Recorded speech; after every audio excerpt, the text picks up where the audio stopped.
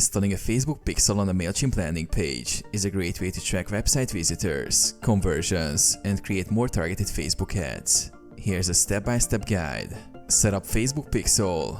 Go to your Facebook Ads Manager. In the Events Manager, click on Pixels. Click Create a Pixel, name it, and follow the prompts to generate a unique pixel ID. Get your pixel ID. After creating your Facebook pixel, you'll be given a pixel ID. Copy this ID for the next steps. Log into Mailchimp. Log into your Mailchimp account and navigate to the landing page you want to install the Facebook pixel on.